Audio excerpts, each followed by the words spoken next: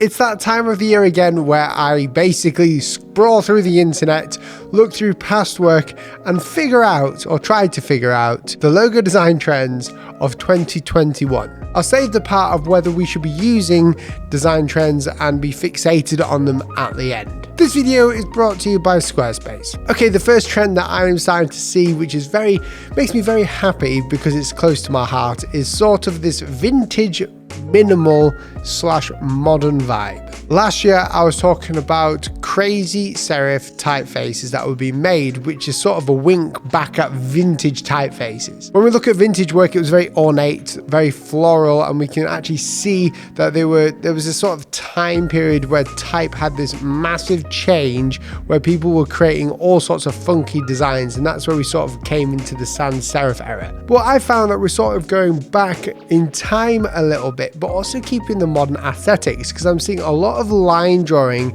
that is looking more like vintage but still holds a modern placement, and it's very minimal. We're seeing this in actual logo designs as well, and albeit it's quite specific the kind of client you would need for these type of logo designs, they're quite simple but have a lot going on inside them, so kind of like line hashing or like textures being made through line work.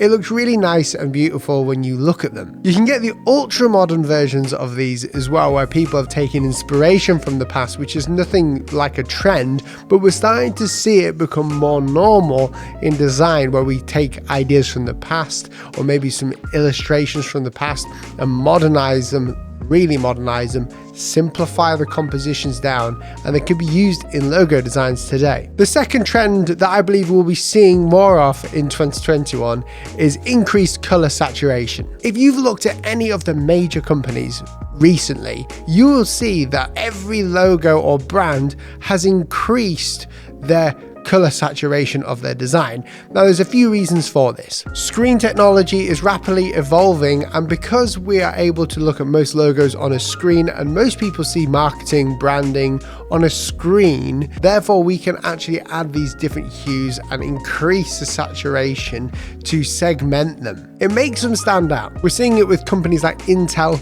we saw it in Instagram, we saw it with Facebook, we've seen it with YouTube. Obviously now having the app store in the world where the competition is so fierce, it's on a search page, it makes icon design and branding all that more important to be popping out of the screen and really be its own thing on the screen. It's going to be really interesting to see how you guys and other designers and agencies around the world use this to their advantage. The third one is a sort of sketched vibe. I've talked about this in the past and we didn't really see much of it, but now we are starting to see it everywhere. Have you noticed branding and sort of brand assets, logo design is going back to more of a sketchy vibe, the hand-drawn written look? But what I don't mean is hand lettering. I'm talking about something that's obviously hand-drawn. This is the one that I'm least sure on, because it's a very, very specific kind of design that you'll see somewhere else. But I could be wrong, but I don't think I am. We're going to start to see more people using sketched ideas rather than like a fully fledged logo,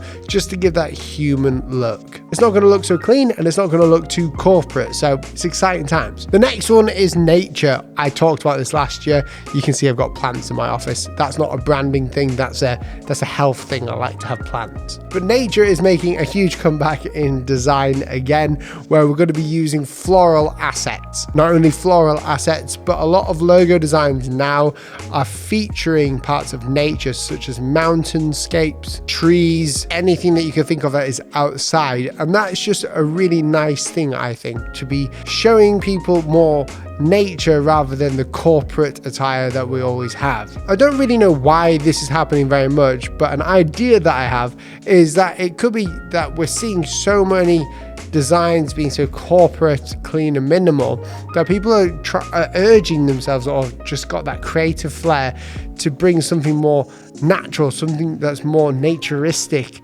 into the design realm. The next one I'm calling the power of reduction, or should I say reducing the logo. I'm not saying this for someone who's creating a new brand specifically. I'm more talking about someone who is rebranding a company. For me, I work on branding for different companies, not just the logo design side, but we do brand strategy as well. And part of the strategy is the logo design. So how do we actually get this logo to fit your company. And most of the time, if not all the time, it is by reducing certain components of a logo and just modernizing it, tweaking it so it still has its overall resemblance, so it doesn't freak out their market or freak out other people.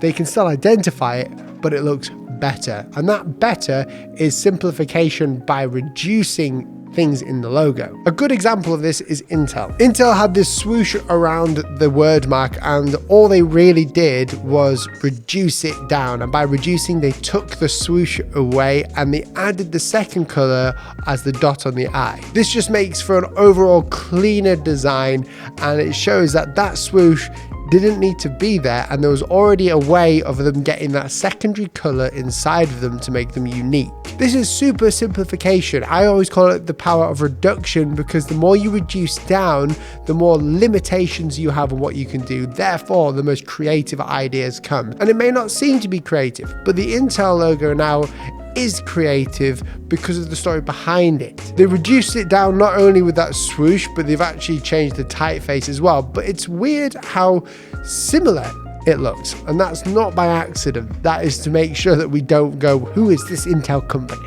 They want to make sure that you still recognize that logo as Intel by keeping the brand colors and the composition very similar. There are many other companies that are doing this as well. All it takes is to look at some of the biggest rebrands of 2020 and 2019. The main thing they do is reduce something down or make something ultra simple. One trend that I'm starting to see, and not only me but other companies are starting to see, is overlapping. So these could be colors that are overlapping or type that is cleverly overlapping to give the illusion of two types. Similar to MasterCard and other icons, you may have seen that overlap to generate a different color. We're starting to see companies use this more and more for new brands. Overlapping blend modes is something that has been done before in the past to generate a cool color brand. So if you have an icon and there's no good way of creating an icon, or there's no story behind it, it could literally be what MasterCard did, which is basically these two colors, which is their brand colors. So then you start to see when these two brand colors come together, you would recognize that as MasterCard. I'm sure there's other reasons why they have it, but it's a good way of getting brand color recognition out there. Logos are now more on the web rather than on paper.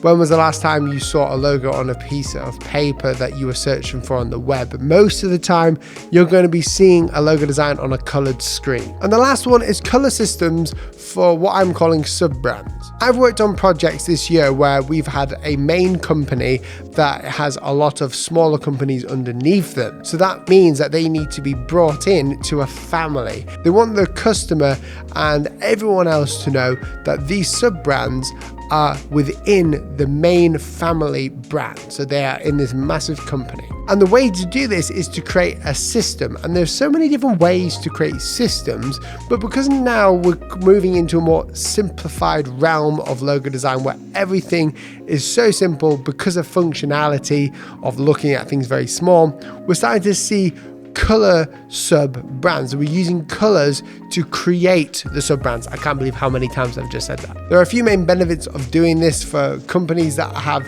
sub companies underneath them that need to look like they're in the family. One main reason is it stops confusion. It lets people know that, oh yes, this company is underneath this one, or this one is affiliated with this one. It's kind of like keeping the brand guidelines all together and making sure that the logo works. So for instance, you could have an icon that for different colors could mean different sections of the company, or different attributes, or different miniature companies underneath that company. It's a system, so there's so many different ways that you could think about it, but trust me, look online, you'll start to see a lot of people using this method for creating sub companies, which is becoming more and more apparent. Now, very quickly, I want to talk about the effects of trends. Should we be looking at trends and should we be following them? A lot of people think that design isn't about trends, and that is very true. There are core foundational things in design that you need to have. If you don't have these things learned, then you're not going to do well in design, such as, being good at the use of layout and typography. These are core fundamental aspects you need to know. So why should we bother with trends? Well, trends are a really good way of seeing where other companies are going in aesthetics. Speaking of aesthetics, it's not all about that. It's all about functionality as well. Trends signify what designers are liking at one time, and it's a great way of making sure that you can fit mood boards within newer companies. A lot of people may suggest that trends actually stifle the creative community and that we shouldn't follow them because we are artists. But you're wrong, we're not artists, we are designers. We do something functional, we're doing something for a reason, we're solving a problem. And a trend to solve a problem is not a bad thing, it just gives us more scope in what we could actually do. It gives us ideas on how our problems could be solved for a certain company we're working with. So although I'm listing out all these trends for you today, in logo design, there are loads of other ones happening in graphic design right now for 2020 and 2021. You don't have to use them. I would suggest you don't use them if you feel the need to. I would look into them. It's more about the research aspects. You have to go look at, see what these companies are doing. It's not a comparison game. It's seeing what these other companies have done and how it solved their problem. And when you worked out, or when they've worked out how they solved their problem, how can what they work out help you work out your problems? Wow.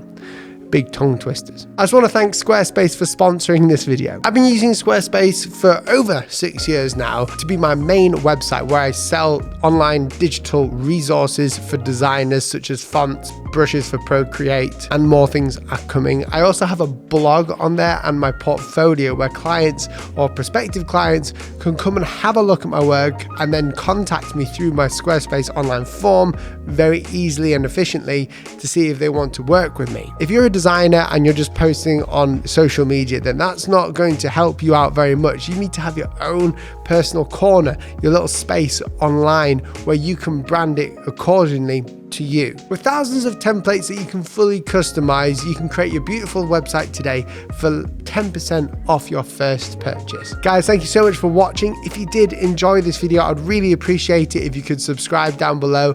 And also the big one today, share this with your friends. If you're here to the end, please say the word lemon and I'll catch you in the next video. See you soon. Goodbye.